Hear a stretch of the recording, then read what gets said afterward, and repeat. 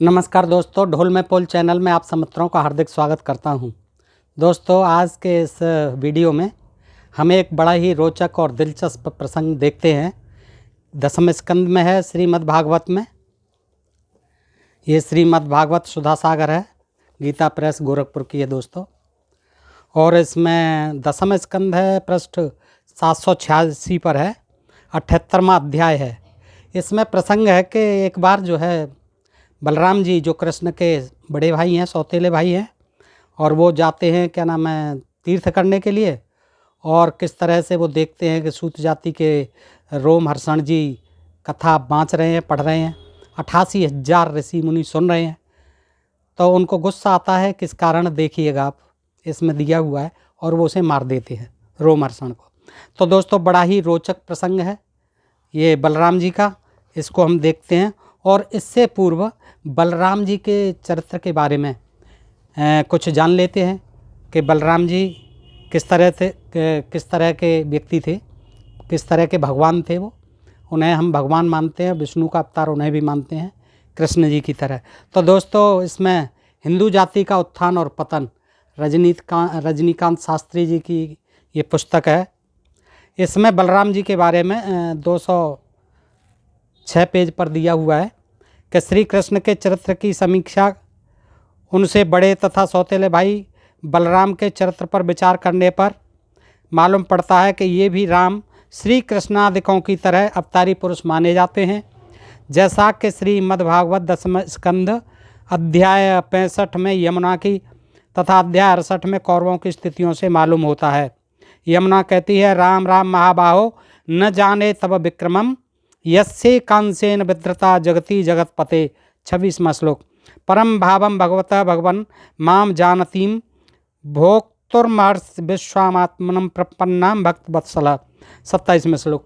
हे बलराम, हे महाभाव, मैं आपके पराक्रम को नहीं जानती। हे जगन्नाथ, आप अपने एक ही अंश से इस जगत को धारण किए हुए हैं। हे भगवान, मैं आपकी अपार महिमा को नहीं जानती। हे विश्वात्मन, हे भक्तवत्सल, मैं आपकी शरण में आई हूँ, मुझे छोड़ दीजिए, यही आपके लिए उचित है। तो श्रीमद्भागवत के कुछ इस प्रकार के उद्धरणों से स्पष्ट है कि आस्तिक हिंदुओं की दृष्टि में बलराम जी का महत्व विष्णु के किसी भी अवतार की अपेक्षा कम नहीं है। और सच पूछिए तो भागवताकार ने, भागवत लिखने वाले ने, भागवताकार ने इनका चरित्र ऐसा कलुषित नहीं अंकित किया है जैसा कि परमात्मा के पूर्ण अवतार माने जाने वाले श्री कृष्ण का। इन्होंने भी एक बार द्वारका से ब्रज में जाकर गोपियों के साथ रास किया था, पर उन स्त्रियों के साथ इनका व्यवहार वैसा आपत्तिजनक तथा अश्लील नहीं मालूम पड़ता था जैसा श्री कृष्ण का। पर इनमें एक भारी दोष यह था बलराम जी में कि ये घोर पियक्कड़ थे। चतुर्थ परिच्छेद में भागवत का हवाला देते हुए लिखाया हूँ कि द्विविध बानर ने उन्हें सुंदर रमणियों के बीच में बैठकर मदिरा पीते और मतवालों की तरह गाते हुए देखा था। पुनः ब्रज सुंदरियों के साथ रास विलास करते हुए वे मदिरा पान करके पूरे मतवाले हो रहे थे। भागवत दसम स्कंद अध्याय 5 श्लोक 21 देखिए। उपगीयमान चरितो वनता वृलायुध वने शुभचरत छीवो मद बिंगल लोचन। 21वां श्लोक। बलदेव वन में विचरने लगे, मदिरा के नशे में उनकी आँखें बिह्वल और वे स्वयं उन्मत्त हो रहे थे और स्त्रियां उनके चरित्र गा रही थीं। महाकवि माघ ने अपने शिशुपाल वध नामक महाकाव्य में बलदेव के मद्यपान के विषय में लिखा है, घूर्णयन मदरा स्याद मद पाटलियत दुति रेवती वदनोच्छिष्ट परिपूत पुटेद्रसो। सर्ग 2 श्लोक 16।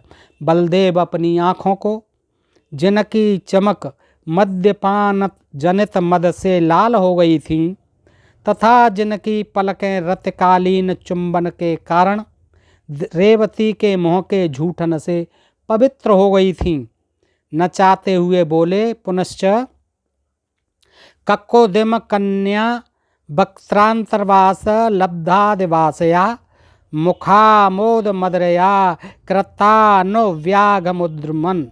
सर्ग 2 श्लोक 22। बलदेव अपने मुँह में से राजा ककुदमी की कन्या रेवती के मुख कमल में स्थित होने के कारण जो मध्य गंडूस यानी कुल्ला सुरभित हो गया था, उसे पी लेने के कारण तत्संपर्क जनित सुगंध को निकालते हुए बोले। कहने का अभिप्राय है कि बलराम इतने भारी शराबी थे कि उन्हें पेय अपेय का कुछ भी विचार न था। वे अपनी स्त्री के रेवती के मुँह में से निकले हुए शराब के कुल्ले को भी सानंद घोंट जाया करते थे। वे ऐसे घृणित पेय को पी लेने में जरा भी आगा पीछा नहीं करते थे। माघ के समय में, माघ महाकवि के समय में हिंदू समाज का घोर नैतिक पतन अवश्य हो गया होगा, क्योंकि तभी तो उसने इस महापुरुष के विषय में उनकी मर्यादा के विरुद्ध लिखी गई ऐसी अपमानजनक बातों को चुपचाप सह लिया। दोस्तों, ये था बलराम जी के विषय में थोड़ा सा इस पुस्तक हिंदू जाति का उत्थान पतन लेखक रजनीकांत शास्त्री से। अब हम आते हैं मेन टॉपिक पर, जो 10वें स्कंध पृष्ठ 786-87 78वां अध्याय है। उसमें देखिए, एक बार बलराम जी ने सुना कि दुर्योधनादिक कौरव पांडवों के साथ युद्ध करने की तैयारी कर रहे हैं, और वे तो मध्यस्थ थे, तटस्थ थे, उन्हें कोई मतलब नहीं था। मध्यस्थ मान लें, उन्हें किसी का पक्ष लेकर लड़ना पसंद नहीं था बलराम जी को। इसलिए वे तीर्थों में स्नान करने के बहाने द्वारका से चले गए। वहाँ से चलकर उन्होंने प्रभास क्षेत्र में स्नान किया और तर्पण तथा ब्राह्मण भोज के द्वारा देवता, ऋषि, पितर और मनुष्यों को तृप्त किया। इसके बाद वे कुछ ब्राह्मणों के साथ, अकेले नहीं, कुछ ब्राह्मणों के साथ जिधर से सरस्वती नदी आ रही थी उधर ही चल पड़े। वे क्रमशः पृथद्रक, बिंदुसार, चित्रकूप, सुदर्शन तीर्थ, विशाल तीर्थ, ब्रह्म तीर्थ, चक्र तीर्थ और पूर्व वाहिनी सरस्वती आदि तीर्थों में गए। परीक्षित तदनंतर, सुखदेव जी सुना रहे हैं, परीक्षित तदनंतर यमुना तट और गंगा तट के प्रधान प्रधान तीर्थों में होते हुए वे नैमिषारण्य क्षेत्र में पहुंच गए। नैमिषारण्य क्षेत्र उत्तर प्रदेश के अयोध्या के पास सीतापुर जिले में गोमती नदी के बाएं तट पर है। दोस्तों, नैमिषारण्य क्षेत्र में गए। उन दिनों नैमिषारण्य क्षेत्र में बड़े बड़े ऋषि सत्संग महान सत्र कर रहे थे। सेशन चल रहा था उनका सत्संग रूप। दीर्घकाल तक सत्संग सत्र का नियम लेकर बैठे हुए ऋषियों ने बलराम जी को आया देखकर अपने अपने आसनों से उठकर उनका आदर सत्कार किया और यथा योग्य प्रणाम आशीर्वाद करके उनकी पूजा की। वे अपने साथियों के साथ, यानी जो ब्राह्मण थे साथ में, आसन ग्रहण करके बैठ गए और उनकी अर्चा पूजा हो चुकी। तब उन्होंने देखा कि भगवान व्यास के शिष्य रोमहर्षण व्यास गद्दी पर बैठे हुए। भगवान व्यास के शिष्य रोमहर्षण जी व्यास गद्दी पर बैठे हैं, कथा पढ़ रहे हैं। बलराम जी ने देखा कि रोमहर्षण जी सूत जाति में उत्पन्न होने पर भी, देखिए, उनको भी जाति का बड़ा ज्ञान था बलराम जी को, कृष्ण के भाई जी को, कि रोमहर्षण जी सूत जाति में उत्पन्न होने पर भी उन श्रेष्ठ ब्राह्मणों से ऊंचे आसन पर बैठे हुए हैं। कुछ तो जो गए थे उनके साथ वो, और उनसे जो सुन रहे थे पहले से, तो उन्होंने देखा कि ये क्या कर रहे हैं। और हो सकता है उनके साथियों ने भी उनको कहा हो कि देखिए ये क्या कर रहा है, सूत जाति का बैठा हुआ पढ़ रहा है और हम और आप जो है नीचे बैठे हुए हैं, और ये खड़ा भी नहीं हुआ है। सबने वेलकम किया है खड़ा होकर के, और ये अपने जाति के घमंड में सूत जाति का वैसे पढ़ रहा है। दोस्तों, सूत जाति जो है क्षत्रिय पिता और ब्राह्मणी माता से पैदा होती थी, और सूत जाति का काम रथ का काम करना था। रथ के सारथी होते थे, रथों के चाबुकात बनाते थे। तो दोस्तों इस प्रकार वो साइसी का काम करते थे। लेकिन कहीं कहीं जैसे ये सूत जाति के लोग, ये रोमहर्षण भी जो व्यास के ऋषि के शिष्य थे, और फिर इनके पुत्र हुए सूत, तो वो भी कथाकार थे, कथा बाँचते थे। तो दोस्तों कहीं कहीं इनको ब्राह्मण की तरह माना गया है। तो ये रोमहर्षण जी भी ब्राह्मण की तरह ही कथा पढ़ रहे थे, लेकिन थे सूत जाति के। तो बलराम जी ने देखा कि रोमहर्षण जी सूत जाति में उत्पन्न होकर भी उन श्रेष्ठ ब्राह्मणों से ऊंचे आसन पर बैठे हुए हैं, और उनके आने पर न तो उठकर स्वागत करते हैं और न हाथ जोड़कर प्रणाम ही। इस पर बलराम जी को क्रोध आ गया। वे कहने लगे कि यह रोमहर्षण प्रतिलोम जात का होने पर भी इन श्रेष्ठ ब्राह्मणों से तथा धर्म के रक्षक हम लोगों से ऊपर बैठा हुआ है। देखिए, और उनके आने पर न तो उठकर स्वागत करते हैं और न हाथ जोड़कर प्रणाम ही करते हैं, और होने पर श्रेष्ठ ब्राह्मणों से ऊंचे आसन पर बैठे हुए। उनके साथ भी श्रेष्ठ ब्राह्मण थे, तो उनको ये बड़ा बुरा लगा कि ये श्रेष्ठ ब्राह्मणों से भी ऊंचे आसन पर बैठे हुए, हमसे भी ऊंचे आसन पर बैठे हुए, हम तो भगवान हैं, तो ये क्या कर रहे हैं अनर्थ। इस पर बलराम जी को क्रोध आ गया। आना स्वाभाविक था। वे कहने लगे कि यह रोमहर्षण प्रतिलोम जाति का होने पर भी, प्रतिलोम वर्णशंकर जातियाँ होती थीं, प्रतिलोम वर्णशंकर जाति का होने के बाद भी, यानी प्रतिलोम कहते थे जो ऊपर से नीचे की ओर शादी करते थे, ऊपर जाति वाले नीचे जाति वाले को के साथ शादी करते थे प्रतिलोम, और जो नीची जाति वाले करते थे, ऊपर वाले पिता होते थे और नीचे वाली माँ होती थी, वो अनुलोम कहलाते थे। तो क्योंकि ये क्षत्रिय पिता के थे, ब्राह्मणी माता के थे, तो प्रतिलोम जाति के थे। तो बलराम जी को क्रोध आ गया। वे कहने लगे कि यह रोमहर्षण प्रतिलोम जाति का होने पर भी, कहते हैं कि त्रेता द्वापर में उस समय वर्ण व्यवस्था नहीं थी, ये जाति व्यवस्था पहले से ही है दोस्तों। प्रतिलोम जाति का होने पर भी इन श्रेष्ठ ब्राह्मणों से तथा धर्म के रक्षक हम लोगों से, हम धर्म के रक्षक हैं और धर्म की स्थापना के लिए हम पैदा होते हैं हर युग में। धर्म संस्थापनार्थाय संभवामि युगे युगे, कृष्ण भगवान के भाई थे आखिर में, तो वो भी कह रहे हैं कि धर्म के रक्षक हम लोगों से ऊपर बैठा हुआ है। इसलिए यह दुर्बुद्धि मृत्युदंड का पात्र है। ये मृत्युदंड का पात्र है दुर्बुद्धि, इसकी बुद्धि खराब हो गई है। भगवान व्यासदेव का शिष्य होकर इसने इतिहास, पुराण, धर्मशास्त्र आदि बहुत से शास्त्रों का अध्ययन भी किया है, परंतु अभी तक इसका अपने मन पर संयम नहीं है। देखिए, मन पर संयम नहीं है, यह विनयी नहीं उद्दंड है। इस अजितात्मा ने झूठ मूठ अपने को बहुत बड़ा पंडित मान रखा है। जैसे नट की सारी चेष्टाएं अभिनय मात्र होती हैं, नाटक होती हैं, अभिनय मात्र होती हैं, नट की सारी चेष्टाएं, वैसे ही इसका सारा अध्ययन स्वांग के लिए है। सही कहा बलराम जी ने। इनका अध्ययन तो सूत जाति का वैसे था बेचारा, इनका अध्ययन तो स्वांग मात्र के लिए है, इन्हें करना ही नहीं था। व्यास जी ने कैसे पढ़ा दिया इसको, सुना दी सारी कथाएं, सिखा दी। वैसे ही इसका सारा अध्ययन स्वांग के लिए है। उससे न इसका लाभ है न किसी दूसरे का, व्यर्थ है इसका जो है। 88,000 ऋषि सुन रहे थे। जो लोग धर्म का चिन्ह धारण करते हैं, धर्म का चिन्ह धारण करते हैं परंतु धर्म का पालन नहीं करते, वे अधिक पापी हैं और वे मेरे लिए वध करने के योग्य हैं। रामचंद्र जी के लिए तपस्या करने वाला शंबुक वध के योग्य था। इधर जो है बलराम जी कहते हैं कि ये पापी धर्म का पालन नहीं कर रहा है, मेरे लिए वध करने योग्य है इस जगत में। इसीलिए मैंने अवतार धारण किया है कि ऐसे पापियों का, जो नीच जाति के होकर के भी, सूत जाति के होकर भी कथा पढ़ रहे हैं, बताइए, और इतने ब्राह्मणों के ऊपर आसन पर बैठे हुए, व्यास गद्दी पर बैठे हुए, ये तो मेरे द्वारा मारने के योग्य है, इसका तो मैं वध करके मानूंगा। भगवान बलराम यद्यपि तीर्थ यात्रा के कारण दुष्टों के वध से भी अलग हो गए थे, तीर्थ यात्रा कर रहे हैं, फिर भी उन्हें गुस्सा आ गया।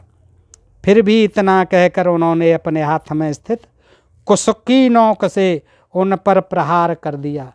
कभी कुश रखते थे लोहे की, कभी वैसे मूसल रखते थे, जिसे धनकुटा कहते हैं ब्रज क्षेत्र में, धनकुटा से। और एक हल होता था उनके पास, हल कंधे पर रखते थे जिससे खेती जोती जाती। ये उनके हथियार थे बलराम जी के। तो उस समय उन्होंने क्या कहा, इतना कहकर उन्होंने अपने हाथ में स्थित कुश की नोक से उन पर प्रहार कर दिया और वे तुरंत मर गए। पेट फाड़ डाला उनका, मर गए। होनहार ही ऐसी थी, सूत जी के मरते ही सब ऋषि मुनि हाय हाय करने लगे, सबके चित्त खिन्न हो गए। उन्होंने देवाधिदेव भगवान बलराम जी से कहा, प्रभो आपने यह बहुत बड़ा धर्म किया। यदुवंश शिरोमणे सूत जी को हम लोगों ने ही ब्राह्मणोचित आसन पर बैठाया था, हमने ही बैठाला था उन्हें ब्राह्मणोचित आसन पर। और जब तक हमारे यह सत्र समाप्त न हो तब तक के लिए उन्हें शारीरिक कष्ट से रहित आयु भी दे दी थी। आपने अनजान में ही यह ऐसा काम कर दिया जो ब्रह्म हत्या के समान है। पहले तो उसे मरवा दिया, अब कह रहे हैं कि ब्रह्म हत्या के समान है। हम लोग ये मानते हैं कि आप योगेश्वर हैं, हम लोग ये मानते हैं कि आप योगेश्वर हैं। वेद पर भी आप शासन, वेद भी आप पर शासन नहीं कर सकता।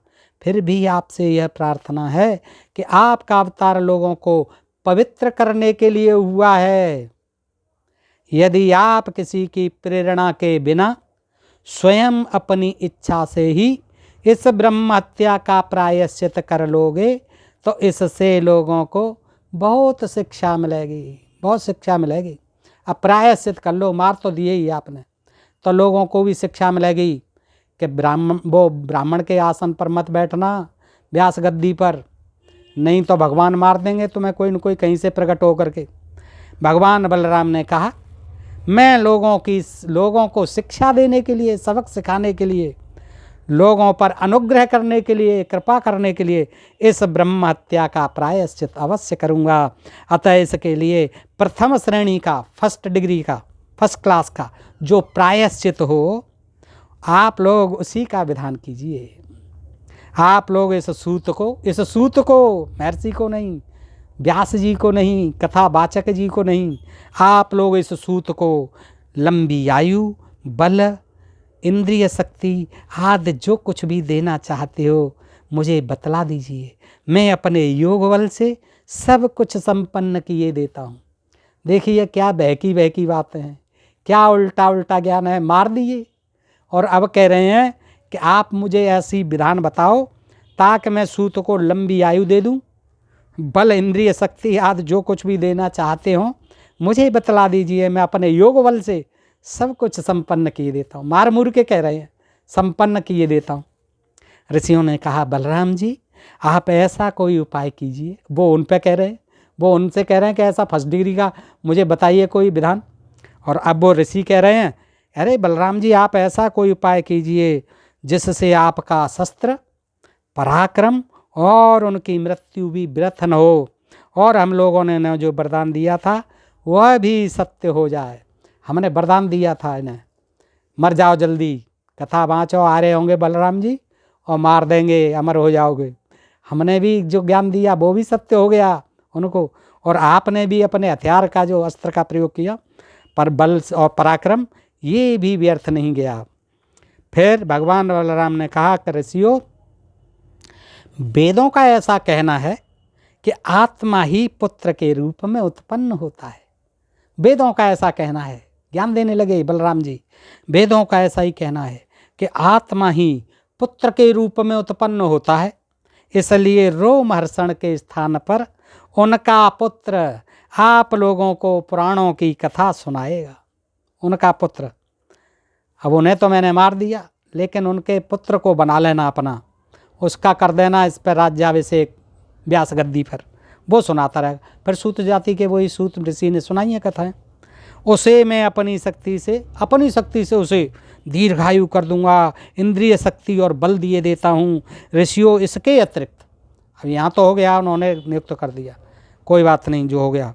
ऋषियों इसके अतिरिक्त आप लोग और कुछ भी चाहते हो, ये तो हो गया, इसके अतिरिक्त और किसी को मरवाना हो और कुछ भी आपकी अभिलाषा हो तो बताओ। इसके अतिरिक्त आप लोग जो कुछ चाहते हो मुझसे कहिए, मैं आप लोगों की इच्छा पूर्ण करूँगा। अनजाने में मुझसे जो अपराध हो गया है उसका प्रायश्चित भी आप लोग सोच विचार कर बतलाइए, क्योंकि आप लोग इस विषय के विद्वान हैं। अब प्रायश्चित भी आप बताइए। मैंने तो कर दिया जो करना था अपराध, लेकिन मैं क्या प्रायश्चित करूं ये भी बतलाइए। बार बार पूछ रहे हैं बेचारे। और प्रायश्चित का दे भी दिया कि उनके सूत को बना दिया कि इनको वो सुनाते रहेंगे, आपको कह दिया उनसे। तो ऋषियों ने क्या कहा, मौके का फ़ायदा उठा रहे हैं ऋषि। क्या कहते हैं, बलराम जी, इलवल का पुत्र बलबल नाम का एक भयंकर दानव है, उसे भी सिलटवाना चाहते हैं दानव पुत्र को। तो देखिए क्या कहते हैं, कथा कहाँ चल रही थी उसके मारने की। अब वो जो है और एक और काम करवाना चाहते हैं, एक पंथ दो काज बलराम जी से। हे बलराम जी, इलवल का पुत्र बलबल नाम का एक भयंकर दानव है। वह प्रत्येक पर्व पर, त्योहार पर यहाँ आ पहुँचता है और हमारे सत्र को दूषित कर देता है, हमारे शासन को दूषित कर देता है। यदुनंदन वह यहाँ आकर पीव, खून, विष्ठा, मूत्र, शराब और मांस की वर्षा करने लगता है। आप उस पापी को मार डालिए, हम लोगों की यह बहुत बड़ी सेवा होगी। इसके बाद आप एकाग्र चित्त से तीर्थों में स्नान करते हुए 12 महीनों तक भारतवर्ष की परिक्रमा करते हुए विचरण कीजिए। इससे आपकी शुद्धि हो जाएगी। बस ब्रह्मत्या का दोष जो छूट जाएगा, जो रोमहर्षण को मारा है इसको और मार दीजिए। अरे बड़ा परेशान करता है, हमारे सेशन में आकर विष्ठा, मूत्र, शराब, मांस की वर्षा करता है, पीव, खून की वर्षा करता है। अब 88,000 ऋषि और उनके आगे एक इलवल वो आकर के उन्हें परेशान करता है, उसको नहीं मार पा रहे हैं। वैसे कहते थे सांप दे देते हैं, और उनमें इतना भी नहीं था, 88,000 लोग मिलके एक इलवल को नहीं मार पा रहे हैं। अब बलराम जी से मरवा रहे हैं उसे। उन्होंने देखा कि यहाँ मारी दिया इसको, रोमहर्षण को। तो सुखदेव जी कहते हैं, परीक्षित, पर्व का दिन आने पर बड़ा भयंकर अंधड़ चलने लगा, धूल की वर्षा होने लगी और चारों ओर से पीव की दुर्गंध आने लगी। इसके बाद यज्ञशाला में बलबल दानव ने मलमूत्र आदि अपवित्र वस्तुओं की वर्षा की। तदनंतर हाथों में त्रिशूल लिए वह स्वयं दिखाई पड़ा। उसका डील डॉल बहुत बड़ा था, ऐसा जान पड़ता था मानो ढेर का ढेर कालिक इकट्ठा कर दिया गया हो, कालिक। उसकी चोटी और दाढ़ी मूछ तपे हुए तांबे के समान लाल लाल थीं। बड़ी बड़ी दाढ़ों और भौं के कारण उसका मुंह बड़ा भयावना लगता था। उसे देखकर भगवान बलराम जी ने शत्रु सेना की कुंदी करने वाले मूसल और दैत्यों को चीर फाड़ डालने वाला हल का स्मरण किया। बलराम जी ने कहा, ये तो बड़ा राक्षस है, बड़ा डील डॉल वाला है। उन्होंने तुरंत अपने हल को और मूसल को याद किया। उनके स्मरण करते ही वे दोनों शस्त्र वहाँ आ पहुँचे।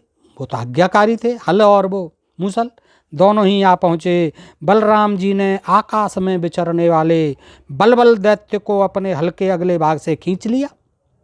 आकाश में था वो, वहाँ हल पहुँचाया और उसे फंसा करके उसमें इलबल को वहाँ से, बलबल को वहाँ से हल से अगले भाग से खींचकर उस ब्रह्मद्रोही को सिर पर बड़े क्रोध से एक मूसल कसकर जमाया। हल से तो खींच लिया और मूसल दिया उसके खोपड़े पर।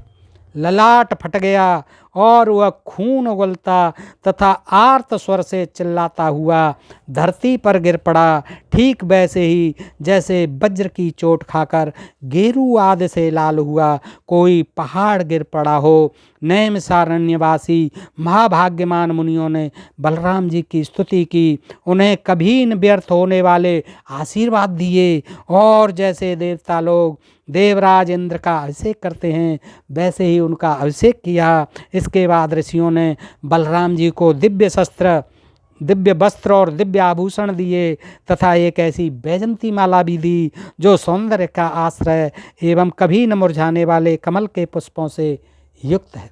स्वागत किया उन्होंने और इसके बाद नैमिषारण्य ऋषियों से विदा होकर उनके आज्ञा अनुसार बलराम जी ब्राह्मणों के साथ कौशिकी नदी के तट पर आए।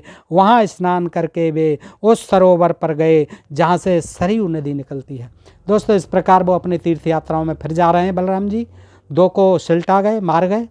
दोस्तों, महर्षि वो लोमहर्षण जी उर्फ रोमहर्षण जी, जो कि व्यास के शिष्य थे, उनको मार दिया। और यहाँ बलबल को मार दिया, जो दैत्य था, मरवा दिया ब्राह्मणों ने। तो दोस्तों, इस प्रकार से बलराम जी ने अपने धर्म की स्थापना की। और ऐसे ही प्रसंग सुनते रहने के लिए ढोल में पोल चैनल को आप सब्सक्राइब करते रहें। आज के लिए इतना ही। सुनने के लिए धन्यवाद। नमस्कार दोस्तों।